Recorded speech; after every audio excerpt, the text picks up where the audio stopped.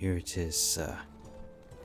The village elder solemnly proclaimed, his rustic voice barely audible to you over the wind's ever-constant, rigid howl.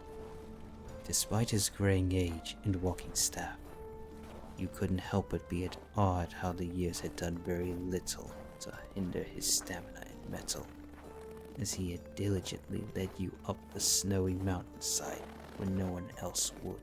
Is this really it, you ask, studying the extensive cave entrance before you, your hand resting readily atop your sheathed sword's pommel as you pull your furred cloak closer to your armor for warmth. Hands gripped on his staff hesitantly, and his own cloak fluttering with the wind, the elder nodded. We believe so.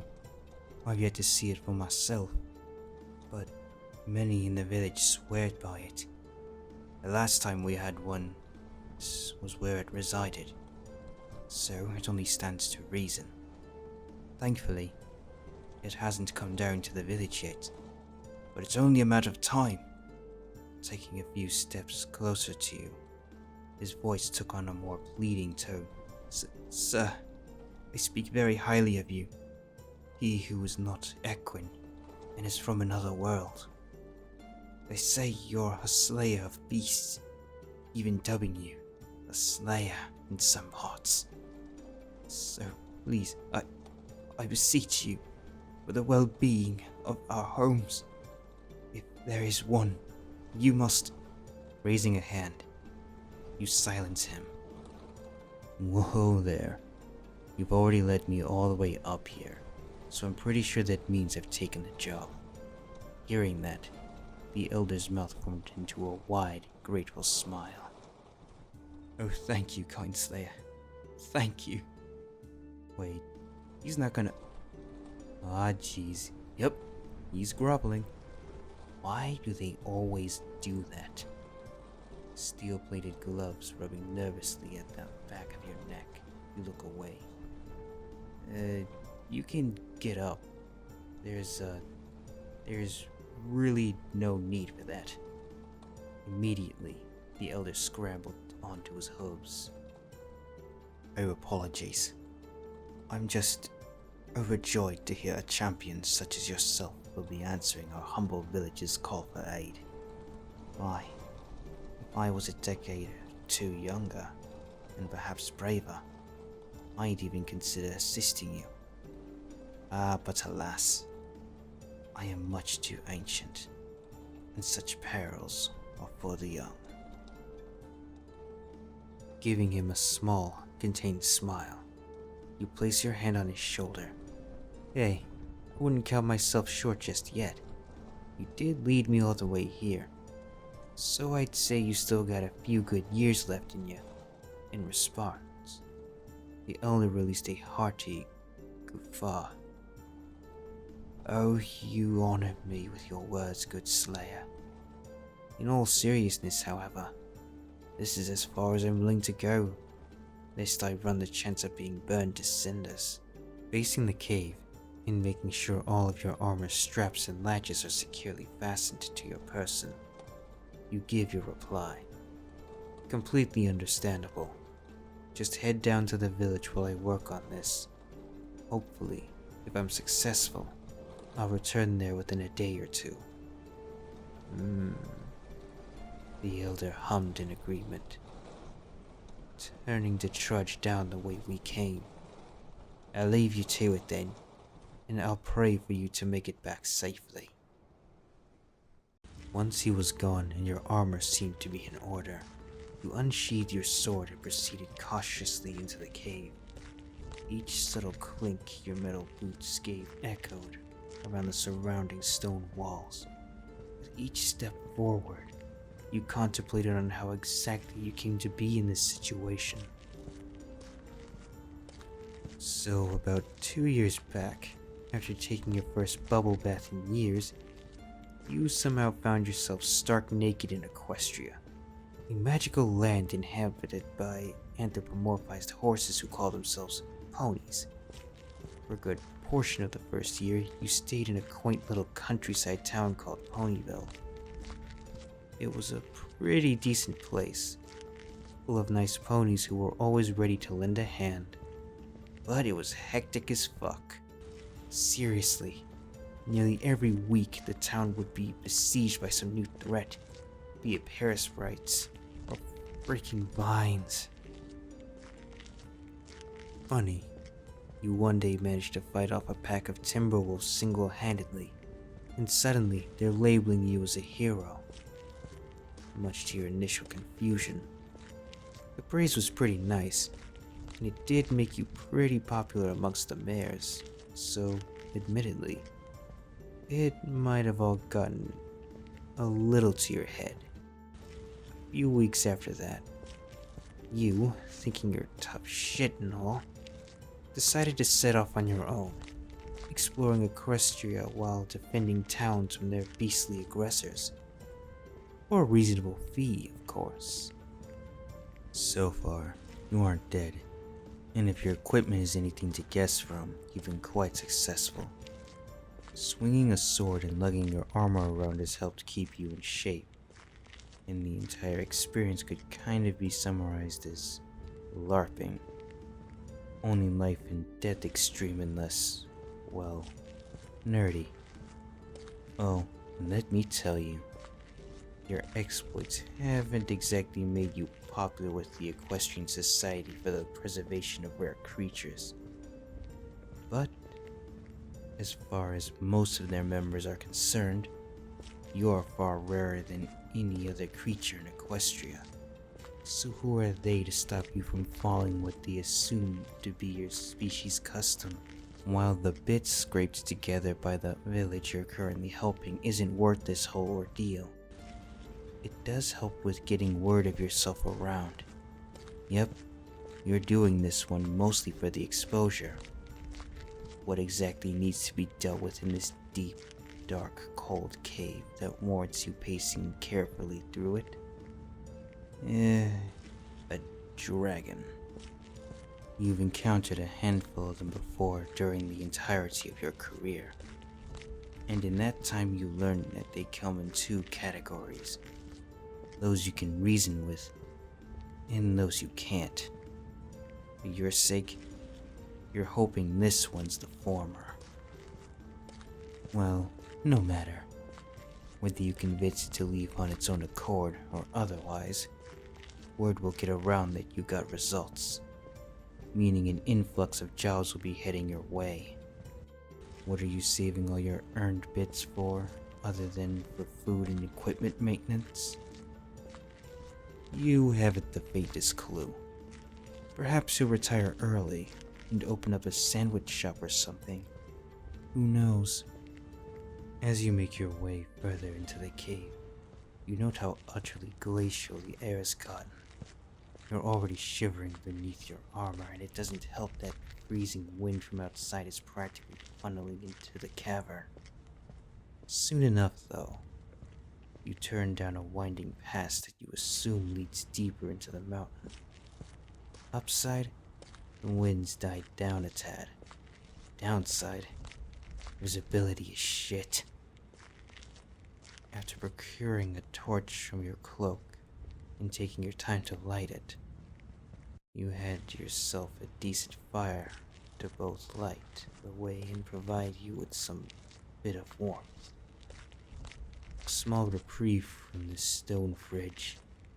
Torch held high and sword at the ready, you pressed on, ever vigilant should your quarry be waiting at the next turn. Eventually, with the sound of your own footsteps having been the only thing keeping you company, you enter a large, rather spacious chamber, filled with enormous stalagmites and stalactites that had you briefly concerned if you had unknowingly wandered into the dragon's mouth. Luckily, a quick survey of what your torch illuminated of your surroundings proved that to not be the case, as the floor and walls were indeed still stone. However, you did notice one other thing worth mentioning. Near the end of the cavity, there appeared to be evidence of someone trying to start a campfire. bundles of sticks stacked together within a ring of rocks. Approaching it, then kneeling before it, you make out that it was made fairly recent, as the sticks appear to have been snapped off their trees just this morning. Had another champion answered the village's call, one which the elder wasn't aware of, or simply failed to mention to you? Perhaps you should. Or you could even realize what had happened. The air had been knocked out of your lungs by a great force. Your body sent flying towards the cave wall. Luckily, your armor had taken the brunt of the impact, allowing you to slide harmlessly to the floor. But you were still left in a daze, with your eyes working overtime to put everything back into focus. You spot a tall, armored figure approaching you, their body half illuminated by the torch you had just struck. Squinting your eyes, they widened in shock once they finally adjusted. When you had taken this job, you were expecting a dragon the size of a house. Instead, you find one that wasn't more than perhaps a foot taller than yourself, its entire body garbed in golden armor save for its clawed feet, wings, and tail. Looking into its piercing vermilion eyes that were staring intently back down at you through its dragon-shaped helmet, you hoped to all the gods above that it was the talkative sort. Listen, and your hopes were dashed the moment it pointed the, pointy end of its sword threatening to you. That's a first. Teeth clenched, you grip your own sword's handle even tighter, your mind already hard at work, mentally preparing the motions to knock your opponent's blade aside in a clash of steel against steel. Well, at least you had the moral high ground for what was about to come, since you at least tried the diplomatic method. Okay, this guy's a pretty tough SOP. You've earned yourself your fair share of nicks and cuts, and some of your armor was inevitably damaged in the ensuing battle. But finally you've managed to disarm the dragon, its sword skidding across the floor far from its reach. Raising your sword over the dragon's fallen form for the finishing blow, it suddenly raises its clawed hand up to you pleadingly. All right, I give. Sheesh.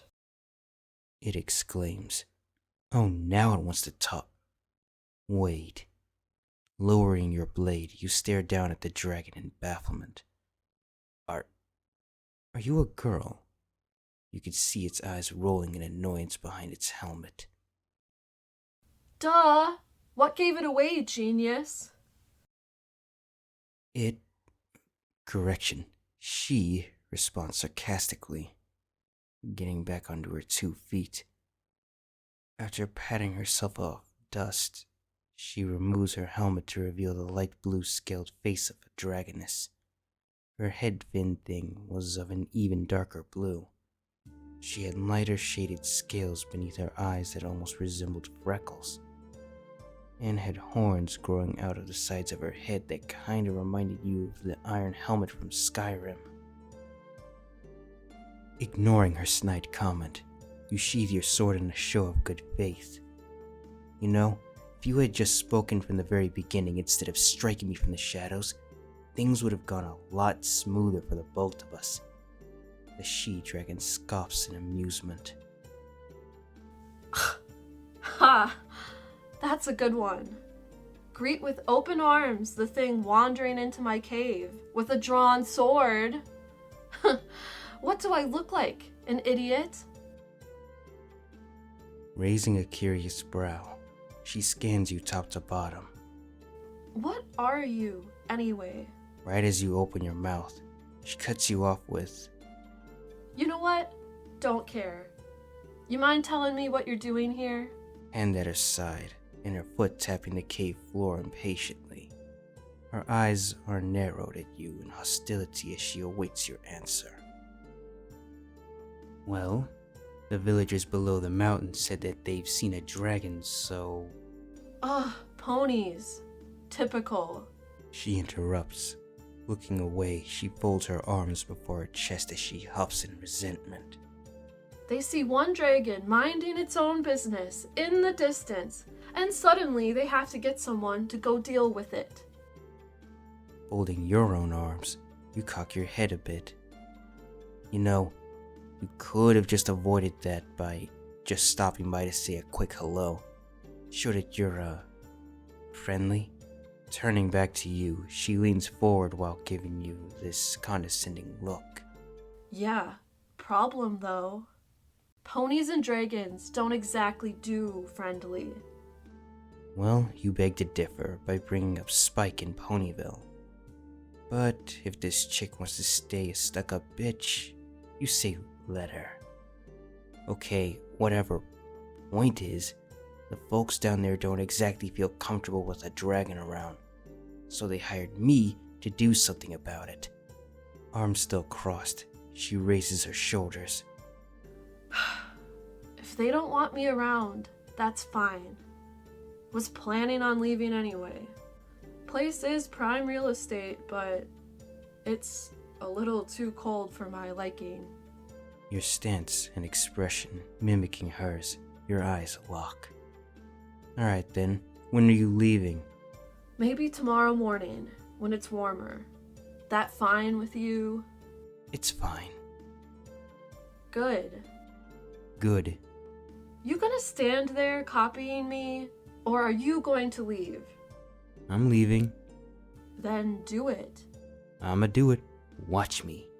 I'm watching. Here I go. She gestures towards the path leading to the exit. There you go. Rolling your eyes, you pick up your torch and start making your way out.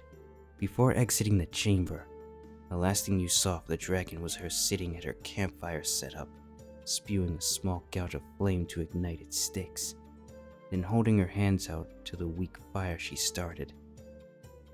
Well, that was something. You've barely known her for less than half an hour, and already she's arguably one of the most arrogant, vexatious beings you've ever had the misfortune of meeting. You just thank your lucky stars that you at least settled the matter peacefully and that you'll never have to see her ever again. A minute later, you see her again. Okay, what the hell happened to leaving? She shouts. The reverberation of her irked voice bouncing off the cave walls causes you to grimace. Trying to restore hearing to one ear with a pinky, you answer her. So, I went to the exit? Yes. She practically hisses through her teeth. And, as it turns out, yeah, we're kinda snowed in. What? She exclaims, her face contorting in frustration. If she suspected you to be joking, it was clear that she wasn't having any. Getting up, she makes her way towards you, uttering only, I can't believe this. Move. before you could comply. She shoves you to the side harshly before marching stubbornly into the darkness. After counting to 60 while trying to fix your other ear, she re-emerges from the darkened tunnel, her expression just as dismayed as yours was. We're snowed in. And not to be pointing out the obvious here, but aren't you a dragon? Can't you just, I don't know, melt the snow by breathing fire on it? To your displeasure, she shakes her head. There's too much of it, and I'm too cold. Don't have it in me to be breathing flames any bigger than a lick. Her shoulders lowering in defeat, she sighs. Our only option is to wait until morning. Hopefully, the sun will take care of it. Rubbing her shoulders as she shivers, she returns to sit at her measly campfire, feeling your teeth chattering and body quaking from the cold. You decide to join her. However, once you start treading in her direction, she speaks up. What the hell do you think you're doing? Stopping, you stare at her quizzically. What? I see you have your own fire there, and I'm kind of cold myself, so I thought. Rolling her eyes, she scoffs under her breath. Yeah, my fire. I see you already have your own over there, so stay on your side of the cave. What? You mean this? You blurt in disbelief, gesturing your free hand at your torch. This thing's way too small to keep me warm, and it's already dying. Sounds like a personal problem to me. She states as she turns her attention back to her fire, rubbing her hands desperately before it. Oh, come on, you groan. I could have killed you earlier, but I didn't. Doesn't your dragon code say that you at least owe me this? Dragon code? She repeats, her bewildered expression showing unfamiliarity with the term. Who told you about that? Spike. Spike did. Sorry, pal, but you're on your own. And at that, she decides to ignore you. Groaning in resentment, you fold your legs, sitting on the cave floor as you glare daggers at the blue, obnoxious dragoness. Oh, and guess what just happened? Yup, your torch just went kaput on you. So now you're angry, cold, and in the dark. You're so furious with her and the situation. But mostly her. You just somehow looking you dead in the eyes, despite you being in the dark. She smirks. Cute. Here, have two. Raising her hands, she flips you 2 middle fingers, one extra to the one you were giving her. How do you... Dragons have excellent eyesight in the dark. She replies. Oh. Grabbing both ends of your cloak, you wrap it tighter against your shivering body, trying in vain to stave off the cold. After observing you for a while, the dragon eventually rolls her eyes while releasing a relenting sigh. All right, get over here. Furrowing your brows, you just gawk at her, wondering if she were pulling your leg. Once she sees that a few seconds have passed and you have yet to move, her voice takes on a more aggressive tone. Well, are you getting over here or not? I'm not gonna ask again. Your eyes widening at the realization that she was being genuine, you immediately start scooting your way towards her on your knees, your hands outstretched to bask in the fire's warmth. Thanks, you manage to sputter out through your chattering teeth. Don't mention it. She says as she looks away. No, really, don't. Dragons don't do thanking. Seeing your breath as you chuckle, you follow up with, well, I'm not a dragon. Yeah, I figured as much. Using a stick, she uses it to move the others in the fire around. You're obviously not a pony, and you definitely know your way around a sword. I might have a good idea as to who you are. Still trying to warm your hands, you gaze at her tentatively from the corner of your eye. You do you? She sounds with a small nod. You're that slayer from another world that everyone's been talking about. The one that's killed a few of my kind. I am and I have, you answer honestly. Is that going to be a problem? Busily tending to the fire, she gives a lazy shrug. Not really. Dragons kill each other all the time when fighting over territory. You're nothing special. Oh, you utter as you look back to the fire. Despite what she says, you'd like to think you were special though. After a few awkward minutes of utter silence, where only the sound of crackling wood could be heard, she speaks up again. I'm Ember, by the way. You? Being courteous, you give her your name, to which she huffs in amusement at. Huh, well, it's no pony name. Definitely not a dragon's either. Tell you what. I'm not gonna bother remembering it. So, I think I'll just stick to calling you Slayer. Sounds loads better to a Drake's ear. Staring at her, you cock your head to the side. But that's not my name. Too bad. Suck it up. You think I like being called Ember? If given the chance, I'd much rather go by Scorched Earth Doombringer. I think it sounds more me. Shrugging, she then says, But what are you gonna do? You're stuck with the name they slap onto you the second you've hatched. well, you can't say that you can relate exactly. So you merely hum in acknowledgement. Noticing that things have returned to awkward silence, and that the temperature within the cave had dropped a bit more, you both concentrate on keeping yourselves warm. You find that to be a difficult task, however, as the fire is too small to cease either of your bodies' constant shivering. You're almost half tempted to roll around in the flame, but doing so wouldn't just set you ablaze and most likely kill you, it'd also smother the fire, leaving you two to freeze to death even if you miraculously survive the whole being on fire thing. After tossing the remnants of your torch into the fire, you turn to her and ask, Is there any more wood?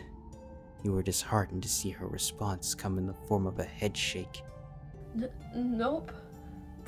This was all I was able to scrounge up without getting anywhere near that pony settlement below. This sucks. She complains. It's freezing. Seeing her pull her tail in closer while folding her wings, as well as her hot breath visible with every exhale, you get an idea. Well, there is one thing we could try to get warmer. Yeah, and what is it? She asks, staring longingly into the fire. You could just see her trying to imagine herself someplace warmer. Opening your cloak as if it were a curtain, you pat the space next to yourself.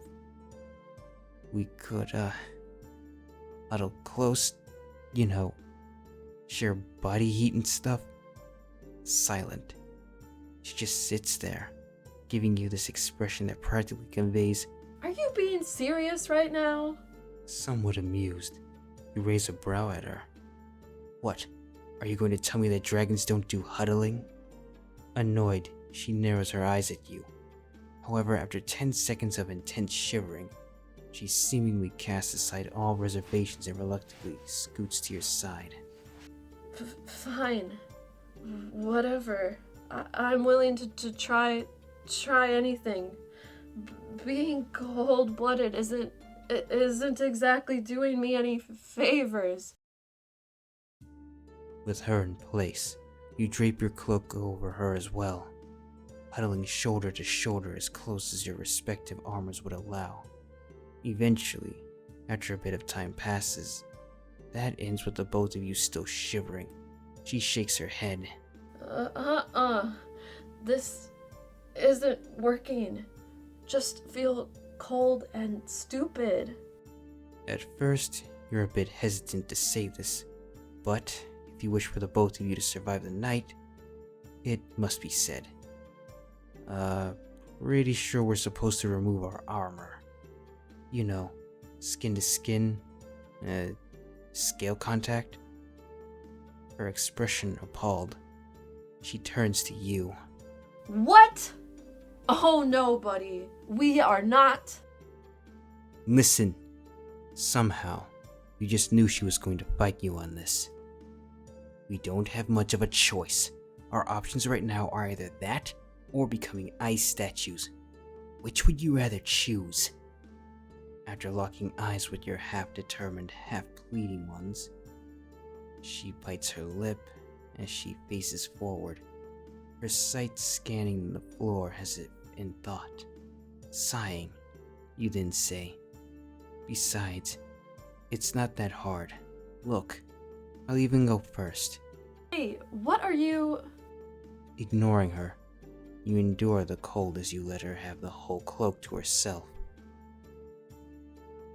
Working quickly, you start with your gauntlets, removing them and setting them aside before loosening your breastplate straps, allowing you to slide it up and off yourself.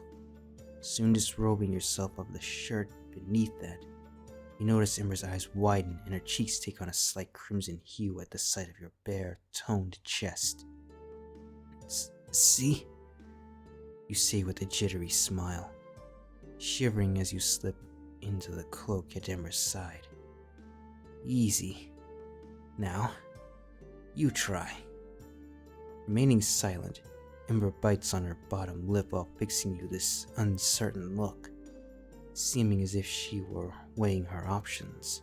Fine. She eventually says, Just turn around.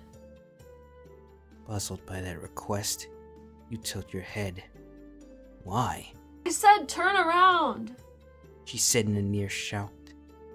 Not wanting to agitate her any further, you roll your eyes as you comply, your back arching out of reflex when it came into contact with her chilled, armored side. There, happy? You say. Very. She responds seconds before slipping out of the cloak, leaving it all to yourself. Hearing shifting noises from behind, as well as the telltale sound of armor being removed, you couldn't help but turn your head far enough to glance at a peek at her, as curiosity had taken hold. What you saw nearly had your jaw drop. She was turned around and seated atop her knees, her armor gone and back completely exposed to you. Her back was slim, lithe even, just the right amount of muscle to it that earned her an athletic physique, and her sides had this feminine, curvaceous shape to them that was most certainly pleasing to the eye. Your eyes trailing south a bit, you find that she has an ample, voluptuous rear, most of which being obscured by the swaying of her tail. As you continued ogling, Ember did a double take when she caught you staring from her peripheral vision. Who said you could look? She yells, her face reddened as she partially turns to you, holding a set of chainmail to her chest the same way a woman would a towel when stepping out of the shower. From the shape her chainmail took when it pressed against her chest, your eyes widened when you realized what exactly she was hiding beneath it. Apparently, and this was something you didn't know until now, some dragons have a body type that allow, well, breasts. Hers, from what you can gather, appear to be at a nice, firm B cup, bordering on a C. I said turn around! She shouts once more, her wings flaring threateningly as she does so, raising your sights back under her eyes. It takes your brain a few seconds longer than it should have to fully process her words. Sorry. You apologize as you turn your back to her, your face possibly flushing as you show more interest in staring at the black void that was the rest of the cave. Moments later, once she slips underneath the cloak with you, and her elbow pokes your spine, you figure it's safe enough for you to turn back now, doing so as you, like before, squared shoulder to shoulder with her as you two stare absent-mindedly into the fire. However, things are a bit uncomfortable this time around, what with both of you lacking your armor and the fact that she had taken great strides with the cloak to ensure that only her neck and head remained visible to you. You could turn and risk a small, innocent peek in the opening where your heads are sticking out from. But why chance it with her? You know, despite her stating earlier that she's cold-blooded and all, her side actually feels pretty nice. Her scales have this pleasant smoothness to them, and you can already feel your body absorb the warmth she's radiating through that small bit of contact alone. All in all, Your idea seems to be working, as you're less cold than you were a minute ago. But it's definitely not enough to cease either of your bodies shaking. Right when you are about to propose if you two should move closer to one another, you feel her arm, as well as her wing, wrap around you under the cloak before she pulls you in. You utter, your body tilted at an angle where your head is right under hers. What? She says above you, her tone matter-of-factly. I'm cold, and you're warm, alright? I don't like this any more than you do. Gulping, your body, and mostly your face, starts to surge with warmth. Not because of the heat you two are sharing, but because you're pretty sure that side boob your shoulder was pressing against. Whether she's unaware of that, or simply doesn't care for the sake of warmth, you haven't the faintest idea. Huh. She soon utters in amazement. Suddenly you got, a lot warmer. Clearing your throat, you look away. Really now? Yeah. She says as she pulls you in even tighter, further pressing you against her supple mammary. Feels nice. Yeah, it does. Your body, I mean how warm it is. Ah, jeez. After silently berating yourself, something you don't exactly know what possesses you to say, Would you like to get even warmer? Did you really just make a pass at her? What is wrong with you? She's a lizard, man. Granted, a magical, fire-breathing, curvy lizard, but a lizard nonetheless. Besides, even if you actually meant anything by it, there's no way she'd consent to such a thing, especially after you two tried to kill each other just a short while ago. After a few densely awkward moments have passed, Ember shifts a bit before giving you a reply. I, might be interested.